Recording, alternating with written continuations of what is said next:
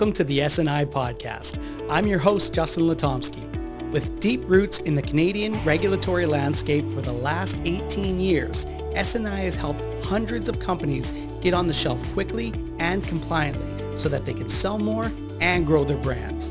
On this show, you'll hear stories from SNI's clients, plus the team's insights on how to overcome your biggest compliance issues and create a standout brand in the food and natural wellness space. The SNI Podcast is your source for market compliance. Now, on to the episode. So hi everyone, my name is Dr. Lindsei Sarna. I'm the Associate Director of Quality Assurance here at SNI. And as you can tell, I'm filling in for Justin this episode as a guest host. I'm really excited because today I'm going to be speaking with a key member from our clinical research division, and we're going to talk a little bit more about our clinic. I'm joined today by Zoom with my amazing colleague, Krista Coventry. Hi, Krista. Hi, Lindsay. Krista is our Senior Director of Clinical Affairs and Regulatory Strategy. She has an amazing passion for strategic planning in health product commercialization, and she also has broad expertise in both the design and critical evaluation of evidence-based clinical research. Krista, it's such a pleasure to have you. Thank you for joining. I know that we're going to have a lot to talk about today because this is a very exciting area of our business. Happy to be here. So Krista, you've been with SNI now for 8 years. Congratulations. Thanks. That's great. My first question is, what brought SNI to expand into the clinical research space? Awesome. So when I joined SNI 8 years ago, the company had been in the industry for about 15 years, and they were well established in the areas of regulatory affairs, quality assurance, and graphic design. And when we expanded our regulatory team, we continued to support our clients in health claim portfolio dossiers, which is just a fancy way of saying we look at evidence in support of claims that commercial products can make. And what we were seeing time and time again on behalf of our clients was that there were gaps in the evidence available to support these regulatory applications. So if we wanted to make a certain health claim on a regulated product, we'd have to have evidence to support that. And sometimes the evidence had already been, it existed, it had been conducted, but oftentimes it hadn't. And so we describe that as finding gaps in the clinical evidence. And so it seemed like a natural next step for SNI to expand into offering those types of research services, what we call clinical research, research in humans. And so because several members of our team had a really strong background in the clinical research area, either from their academic training or from professional experience, or often a mix of both, it just seemed like a natural next step to expand in that area and to look at acquiring our own bricks and mortar clinic and to really offer contract research services as a Canadian CRO, a contract research organization. And what new opportunities do you see this bringing to research here in Winnipeg?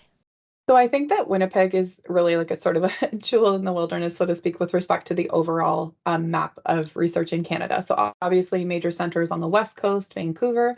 On the East Coast, we have Montreal and Toronto. And I think certainly those are established cities and centers with respect to research and innovation that would be somewhat saturated for recruitment, versus Winnipeg being located in central Canada, which really gives the opportunity to access an underserviced participant population. So Winnipeg, with a population of approximately 800,000 people, those are all potential participants for research studies. And so not only does it offer an opportunity for members of the local community to be involved in research studies, but also more remote communities. On our end, on the client side of things, it allows us to design trials potentially targeted for people that live in Winnipeg. So an example of that is sort of the harsh climate in the winter. You guys have dry, cold winters, and that often produces, cosmetic type opportunities for research, like dry skin, chapped lips, drier hair. And so, for our clients that are in the cosmetic space, Winnipeg is an ideal place to conduct trials because there are lots of people like you and I that may have those types of symptoms just because of simply living in the area because of the weather. Yes. Another example, and I can attest to that for sure. Another example is looking at if we've taken into account more remote populations or northern populations within Manitoba.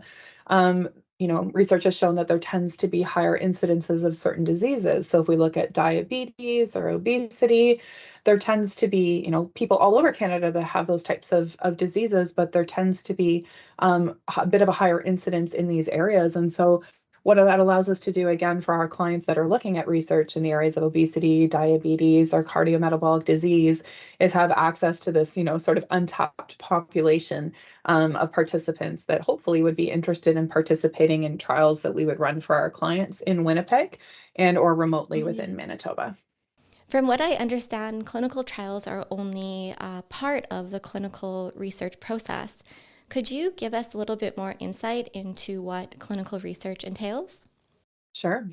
So again, many of our team members have worked in the industry for over 20 years, and certainly coming together as a team and operating SNI as a CRO, as a contract research organization, we really consider ourselves a full service clinical trial facility. So lots of our competitors in the space, both in Canada and internationally, would consider themselves to be, a CRO, and they can conduct clinical trials. So that's taking a study protocol and going through all the study operations and having the output of the data and giving that to the client. What we feel really distinguishes SNI from our competitors is the fact that we can offer full service consulting solutions beyond just that clinical trial data collection. And what that includes is pre-study planning, so what happens before the trial, and then also post-study services, which is what happens after we do the trial.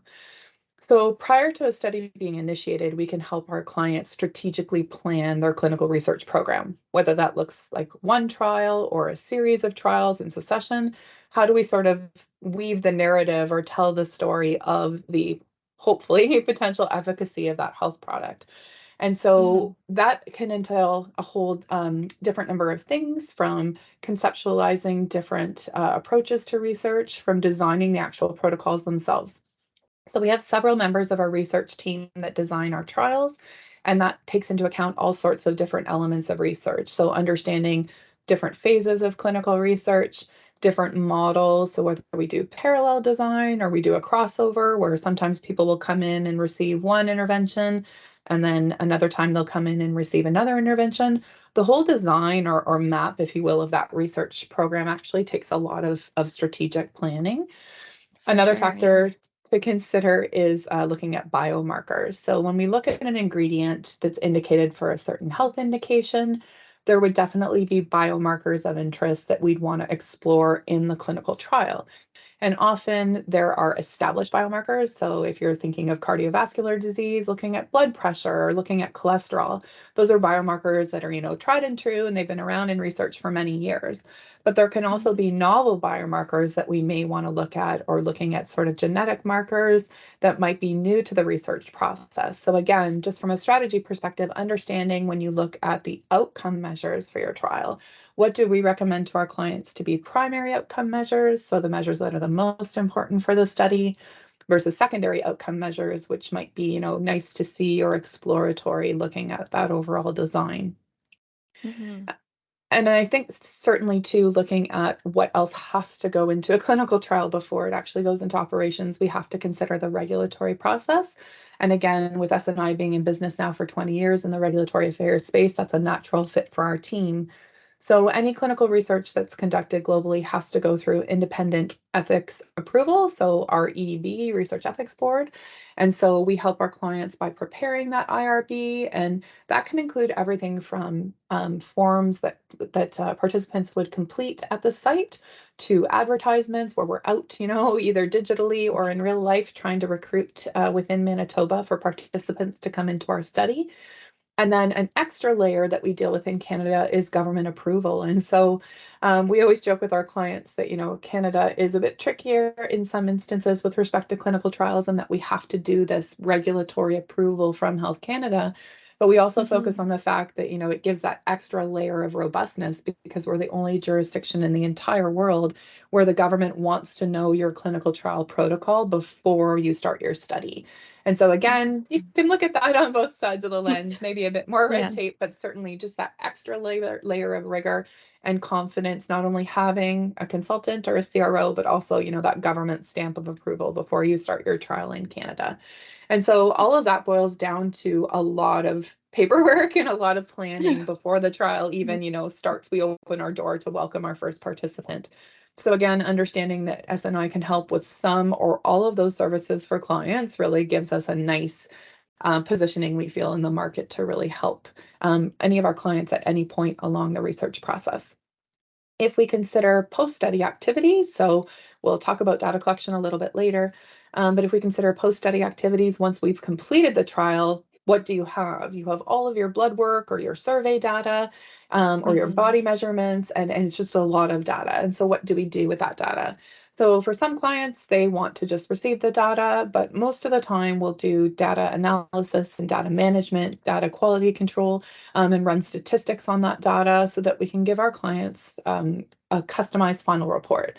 And that report really gives them the correlations and the why, the understanding what actually happened in that research study, so that they can then take that back to either their stakeholders, their board members, or digest that into bits of information that they can use either for their own regulatory portfolios or for marketing purposes. In some cases, we're doing marketing studies to sort of just, get information out about health products to consumers. And so again, just looking at the overall totality of the services we can offer, we can have clients come to us just for recruitment. We had a trial, it stalled, we need more participants. Can you help? Yes, we can. Or, we had to rescue a trial. We had an instance for a client twice in the last few years where a trial stalled at another site. There was an issue either due to pandemic or due to, factors unknown, and we're able to sort of acquire or rescue that trial, get it back on its feet and get it back on track for timelines for the client. So again, just understanding the overall clinical research process from A to Z is actually very complex, and we're quite proud of the fact that our team of specialists can really help at every step along the way. Our Winnipeg clinic opened its doors in fall of 2021, and it has been successfully running clinical trials ever since. I'm wondering if you can give a little bit of background in terms of what it took to get the clinic operational, and then also what our day-to-day operations look like at the clinic. Sure. So we love a challenge at SNI. Definitely looking at the pandemic certainly is something that was unprecedented in our modern history to deal with. It sort of was like rolling a really big rock up a very big hill to choose that point to expand into our bricks and mortar. But we had made that decision prior to the pandemic, and we were going to do our best to forge ahead. And so certainly just understanding how we could best set up our clinic, which was custom built at the time of the pandemic. We thought that installing a hospital grade ventilation system made a lot of sense for us. And so obviously in clinical research, you're very in close proximity to participants, to nurses, to doctors. And so we really just wanted to give that extra bit of confidence to our participants and to our staff, of course, that they would have that protection during the pandemic. So again, custom floor plan, a hospital grade ventilation. We really love our clinic. It has big windows and lots of bright lights. We want our participants to come into the study feeling like it's an experience and not that they're sort of holed up in a dark room, doing trials that are a bit dark and dusty. So we've had a lot of really great feedback about sort of the feel of our clinic being nice and big and bright, and really just that comfort. Obviously, pandemic, thankfully, is in the rearview mirror now, and so a lot of the extra protective equipment and procedures we had brought into place, we've thankfully put to rest for now, hopefully forever.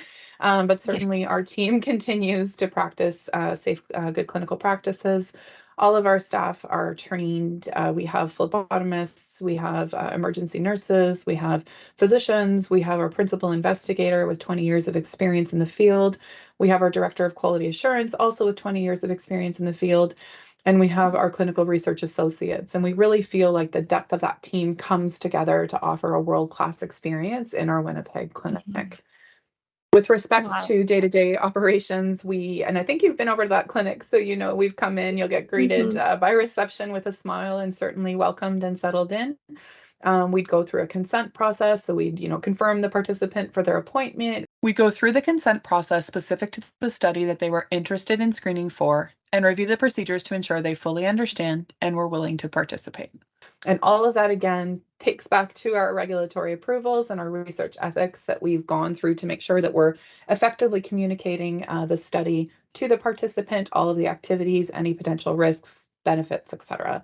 And so once the participant has been consented, as we say, we have them come in with a member of our team and they will go through study-specific procedures. So again, totally dependent on the nature of the study. That can involve measurements, so body weight, height, potentially taking body mass index, pulse, blood pressure in some instances. If we're looking at an exercise trial, that can involve going through some exercise challenges. If that's a cardiometabolic trial, we could be looking at, measures of grip strength. If it's a respiratory trial, looking at their breathing. If it's an intervention where we're actually going to be giving the participants an investigational product, then we'd go to a separate space where they can consume whatever the trial is about. So we'll talk about that, I'm sure, a bit later, but whether that's a food or a beverage or a drug, in some cases a medical device, and in some cases just looking simply at survey work. So questionnaires that we would go through with the participant in a controlled manner at their pace and answer any questions they have along the way. Some studies require participants to be fasted. So they come in overnight, nice and hungry, 12 hours, and we'll go through their procedures. If it's blood work, we'll have our phlebotomist there to take blood or our nurses, depending on the nature of the intervention. And having a physician on hand to make sure, on the off chance that there are adverse events, that we're prepared for that. And then once the participant is done with their data collection, we have a snack for them if they choose. Often people have a bit of, they're hungry, they want to have their coffee or they want to have a juice and a snack. And then we would give them their supplement or their drug if they were taking that home, thank them for their time, and then just confirm their next appointment. And so again, really having an organized flow to our visits. And then once the participant leaves, sort of the back end magic happens, where we look at doing the analysis of their blood. So we do have a small lab on site with bigger partner labs to receive our blood samples because of all the numerous types of analyses that we do. We can spin our blood down on site and have that packaged up and shipped out to any of our appropriate accredited labs. And then we wait for that data to come back and we pull that together into our system. The last thing I wanted to mention was just the benefit of having electronic data capture, which we've been really proud to implement over the last few years. And we do have trusted EDC, electronic data capture partners, that help us really ensure the integrity and the quality of our data collection, but also in designing these custom intake forms. So again, it's kind of like a puzzle, how we design the trial and how we'll collect that data, how we'll record that data, making sure that, if somebody inadvertently adds a zero, or if it's, you skip a field because you're dealing with a device, the system will prompt you to say, whoops, that doesn't go there. So there's that live check plus the data checks that we do throughout the day and along the way. So understanding that, our team, our doctors, our nurses are busy on their feet, but we want to make it as simple as possible for them to enter that data into these systems in a way that it can be easily analyzed in the back end. And so with all of that comes confidentiality and cybersecurity, which we're proud to have also brought in over the last few years to our space. So it's been definitely a big, I'm not going to say learning curve, but I will say adaptation process to get this clinic up and running and operational. And we've been proud to conduct various trials in that space over the last few years. And Krista, what type of trials can we do at our clinic? Sure. So again, depending on the nature of the project that's required, we can design a trial to meet our clients' needs, but we are able to fully service capabilities in health areas from proof of concept right through to phase 4. So what that looks like is looking at phase 1 trials. So either first in human, proof of concept, pilot. We have all these acronyms for that very first trial that will happen with either a natural health product, a food, or a drug, to make sure that we can establish safety. So usually those are smaller trials where we're giving, a set number of participants exposure to the investigational product, making sure that there's no adverse events, no side effects that wouldn't, ordinarily be expected with a probiotic, for example, a drug or a food. And then moving through more challenging and larger trials, so phase 2 and phase 3 trials, which are our efficacy studies. So starting to look at how that API, the active pharmaceutical ingredient, or the food, or the NHP, natural health product, looks at actually doing its job in the body. So that's looking more at targeted measurements, beyond safety. So we're not just looking at liver enzymes or kidney enzymes. We're looking at, gut biomarkers, cardiovascular biomarkers, cognitive biomarkers, and then often accompanying with surveys that would look at, any improvements in health and well-being, subjective and objective measures along the way. And then in less instances, but we're seeing more and more interest in phase 4 research, which are the types of trials that are done after a drug or natural health product is approved by Health Canada. And sometimes sponsors will conduct phase 4 research because they're interested in having a marketing type trial. So they really feel that there's a huge benefit to their drug or natural health product, and they want to see what consumers have to say upon taking that. And so taking a look at, per label, so per its approved use, giving it to participants, and then generally having them fill out a questionnaire or take that investigational product for a set period of time and come in pre and post and perhaps get blood work, sort of to show that ongoing efficacy, safety, and tolerability of that health product. And so that really gives us the ability to explore pre and post-market potential of natural health products, of drugs, over-the-counter medications, cosmetics, and then functional foods and beverages as well. Even though functional foods and beverages don't need Health Canada approval all the time to be sold, there are instances where that comes across, where if we're looking at a fortified food, like a muffin containing psyllium fiber, for example, where it might be a situation where it may not be a Health Canada approval, but you may need to show the safety of that fiber compared to just regular flour, for an example. So all sorts of different ways that we can incorporate these types of things into our trials. This next question is of personal interest, but what areas of research can we conduct at our clinical trial site? So I've mentioned a couple of times cardiometabolic research. That's probably the hottest research area right now. Yeah. It combines cardiovascular and metabolism because obviously cardiovascular health and obesity are two of the biggest problem diseases that we have with respect to chronic disease globally. And so I think as the incidence of those chronic diseases starts to rise and continues to rise, sadly, so does interest in finding therapeutic products or preventative products that can help to either slow or correct symptoms of those diseases. So diabetes can fall under that umbrella, metabolic syndrome, looking at weight loss or weight gain supplements or drugs. Another hot area that's not my own area of research, but that many members of our team have an extensive background in is the microbiome. And so I'm sure many of our listeners have heard about the microbiome before, understanding our gut and sort of how our gut tends to be the central, of many of our health ailments and or our health status. And so certainly understanding how I come from a nutrition background, so I always joke, you are what you eat.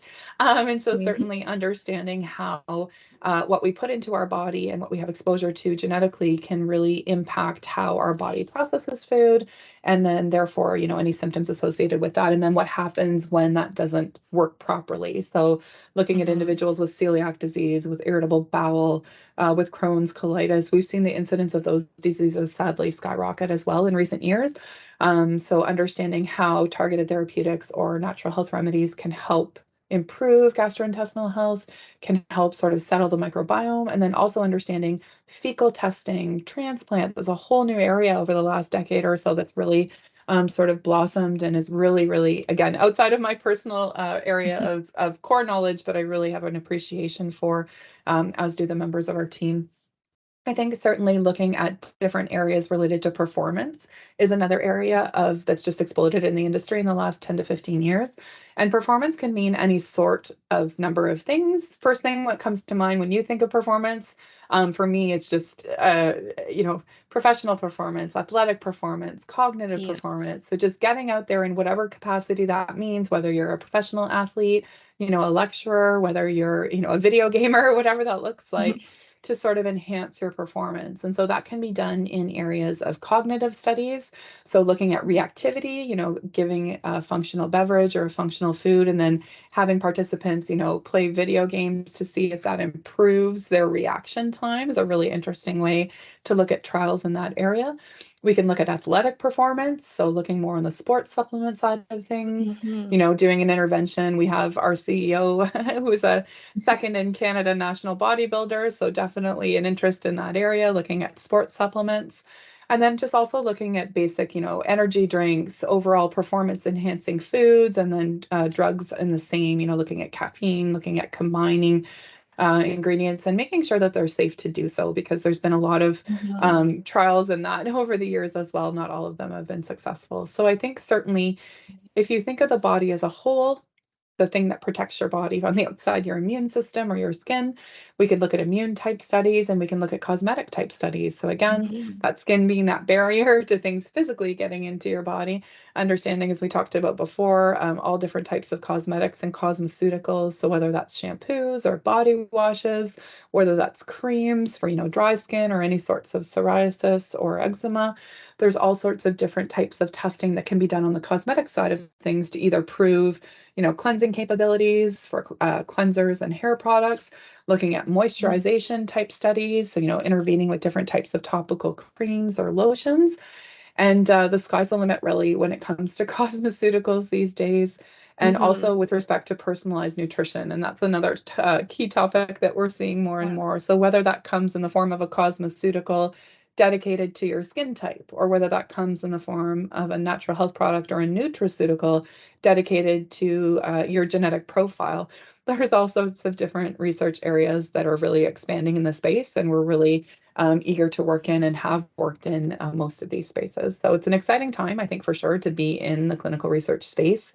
And I think certainly as companies such as our clients continue to innovate, we'll be right there able to support them with these studies and study parameters to help get those health claims onto commercial products. And one last question to wrap up this podcast. Finally, why Winnipeg? How do you see our clinic playing a role in our surrounding area and then also Canada as a whole? So I think from an overall North American perspective, like I mentioned earlier, having Winnipeg in central Canada really gives that location that's not so far west and so far east that our sponsors that might be traveling, from the States, for example, traveling due north. It's an easy spot to get to. We chose Winnipeg for our first clinic because that's the site of our corporate headquarters. And so again, having been locally situated in the area for almost 2 decades, our CEO, it was a natural progression to want to grow the business and to give back to the local economy. So I think certainly whether we looked at the research footprint, Winnipeg is definitely a strong research area with the university and numerous businesses in the area. And also then the ability to potentially service not only our Canadian clients, but as I mentioned, clients south of the border. So I think, again, understanding that certain types of trials would be really easily recruited within our area, such as those cosmetic type studies, diabetes studies, cardiometabolic health. We've also talked about looking into remote research systems. And so understanding that northern Winnipeg has these underserviced populations with respect to research, and that sadly there are lots of individuals with those types of health symptoms or diseases that perhaps we could use Winnipeg as our central place, and then from there remotely jump north. We're looking at the potential for mobile labs that could be driven, so to speak, up, and then doing research on site with our research team, which allows us sort of that broader impact within Manitoba, but also really understanding and capturing a good demographic population of Canadians to use in our research reporting. So we think it's an excellent place. And again, as SNI continues to grow, our goal is definitely to expand our research offerings across Canada, but we start small and continue to definitely aim for outreach into multi-center studies as we continue to grow. Well, thank you so much, Krista. It was wonderful to hear the insights you have about the clinical research process and the benefits of clinical research. To everyone who is listening, our staff is available to discuss any of your clinical research questions. We also are eager to discuss our regulatory and graphic design services. With that said, it was a pleasure hosting today's episode, and we look forward to seeing you again soon. Bye for now. Thanks for listening to the SNI Podcast. To learn more about SNI and receive even more resources to help you reach your business goals, including information on regulatory compliance, clinical trials, and creative solutions for the natural health and food industries, follow us at Source-Nutraceutical Inc. on LinkedIn. You can also visit our website at sourcenutra.com. Thanks again, and see you next time.